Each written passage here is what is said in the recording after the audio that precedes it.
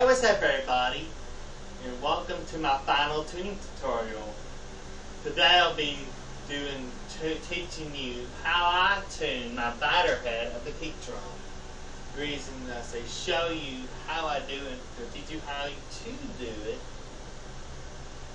is because everybody tunes their bass drum differently. There are three perspectives on good bass drum tuning. Perspective number one, good drums. I'm using good drums, DW Concept Maple Series, a 22 inch by 18. It's pretty good, I'm a DW guy. And two is the drum heads. I'm trying something different today. It's a Remo Powerstroke 3 coated. I'll talk to you about this in a minute. And then there's the playing, how I play my drums. Anyway, I already make sure there's no dust or debris. I polished all my drums before I get the set. I like the Remo to the tom out as possible. Now I'm going to get my ram. Get my bass drum do perfectly. Right there. Alright, now I'm going to put the tension rods on like this, and I'm going to go finger tighten, and then I'll show you how I tune the kick drum. Now I got these tension rods finger tightened. Now some of you would like to stretch the drum head, like you put the feet in the middle. Normally I don't do that, I never really do. Some people can't wait to tell me, oh man, you need to stretch the drum head. If you want to do it, go ahead. Now I'm going to get my drum key. I'm going to make it a half turn. 1 half. 1 half. 1 half. 1 half. 1 half. 1 half. 1 half. And a 1 half. Now, before I keep going, I don't want to crank this head up to a tone or something. I like that boom, that low end, that punchy sound. So I like to keep the biter head low as possible. Now, some of you can take the tension rods, but I don't do that. I know you're going to say, oh, you need to check it. If you want to do it, go ahead. Some people will use a 10 tension rod. Some of them knock on the shell. Some of them tune them to a specific note. Some of you would like to use a torque key. I don't do neither. Go by feel or by ear. If you want to go ahead and do one of these, go ahead. I've got my experiences. It feels a little loose. I go around the head. A half turn. 1 half. 1 half. 1 half. 1 half. 1 half. 1 half. 1 half. And 1 half.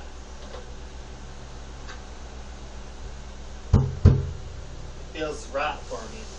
I'm going to check for ripples like I did for the resident head. I'm going to check.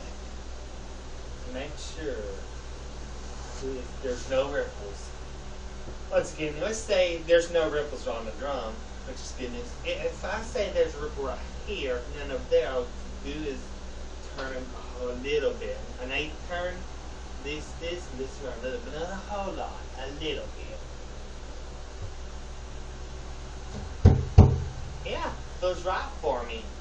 Go 1/8 of a turn. 1/8. 1/8. 1/8. 1/8.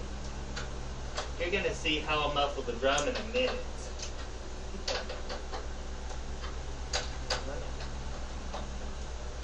Now, I'm gonna set the kick drum up. That feels right for me. Now I'm going to get my muffling. Now I have a pillow,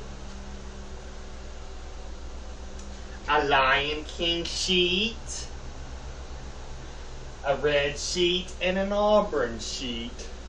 I'm going to get my auburn sheets. Here's what I do.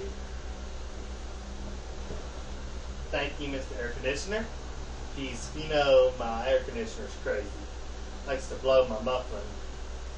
I'm going to get this towel. Put it, don't just throw it in there. Just position it. Because we don't want to ruin the drum. Now, I love my drums so much. A pillow. I'm going to get my pillow.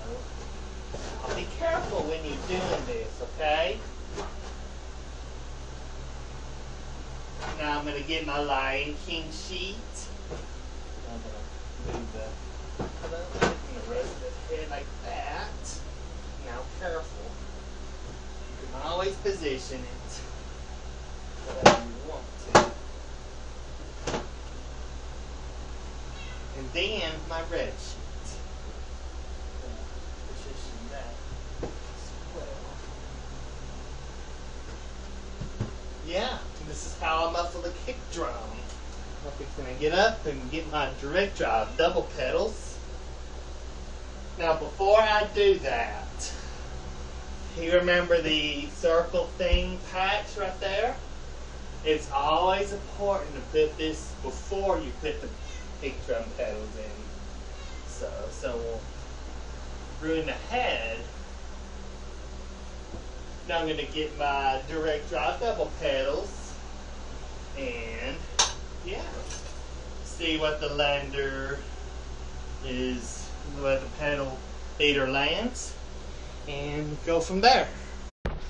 Alright, now I'll put the patch on and fine tune it, and it sounds really good.